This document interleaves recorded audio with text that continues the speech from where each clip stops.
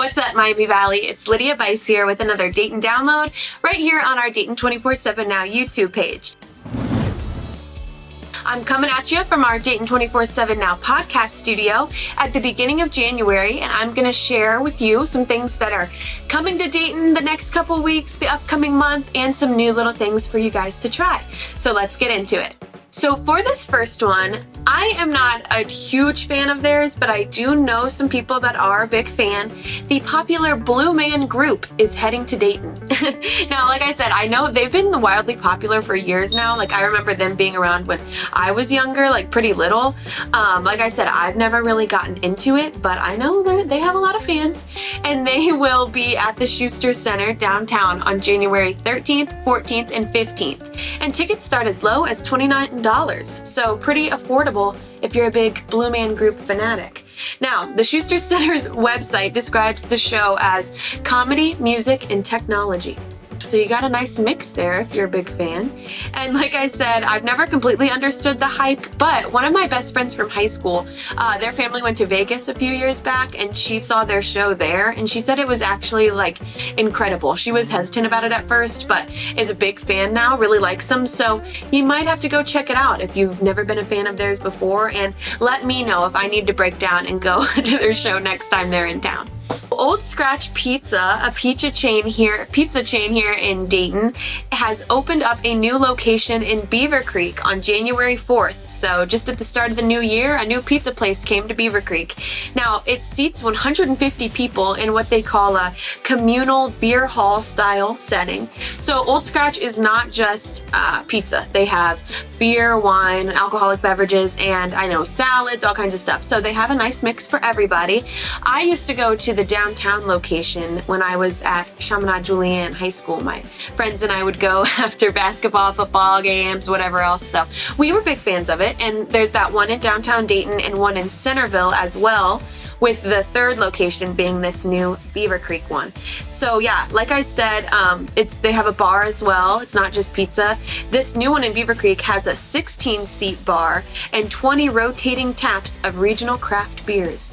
So if you want to go get your booze on at Old Scratch and eat a pizza while you're at it, knock yourself out. I highly recommend. And there's actually a fourth location set to open in Troy. So Old Scratch is spreading all across the Miami Valley. So they're coming to your neighborhood. If you've never been to the one in Dayton or Centerville, now there's one in Beaver Creek and one heading to Troy as well. So let us know if you go give them a try or if you're a diehard Old Scratch pizza fan right now. I wanted to bring this next story up because I actually stumbled upon it on Instagram a couple weeks ago and shared it with my friends who are also now excited about it. Apparently, we have a wine bar in downtown Dayton that I never knew about.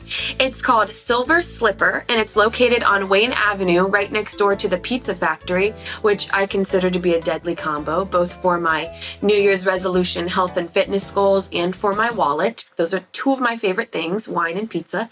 So now you know they're right next door to each other. But yeah, like I said, it's located on Wayne Avenue, and like I said, I knew nothing about this. Like, my friends and I already would have been there, but I stumbled upon it on social media, and on top of that, their Instagram page is like adorable. It looks very aesthetic. Like, the whole place looks super cute on the inside, aesthetic. And not only are they a wine bar, but they say that they have beer and small plate options, so like little charcuterie boards and stuff like that you can check out.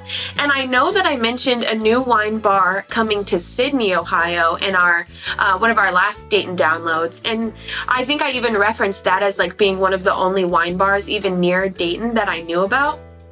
And there's one right in the backyard, right in downtown Dayton. So if you all try it, you're gonna have to let me know. My friends and I are dying to try it, so maybe next month we'll go and I'll do a little review on it, because like I said, it shocked me that I found out there's one right in downtown Dayton that we haven't been to, and I will be sure to share with you all my review and let you know how it is. This next story is a big deal. It's that time of year again. Girl Scout cookies are back. So starting on Friday, January 6th, Girl Scouts might have been around your neighborhood already because that's when they were allowed to start selling. And I know that I am beyond excited for the beloved cookie season.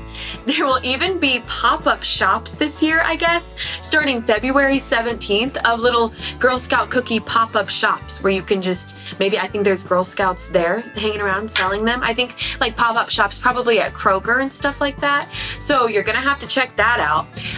On Thursday, January 5th, Girl Scouts brought us some cookies like to try and, talk about on air and whatnot, brought us here to the station. Apparently, there are new raspberry ones this year and they're only available online. But basically what it is a thin mint, but instead of like the mint filling, it's raspberry. So it's picture a raspberry thin mint. Instead of mint, it's raspberry. It changed my life slightly. I told my mom about it. She knows a Girl Scout. We're trying to see if we can get her the points by ordering a bunch of them online. I'm crazy about them.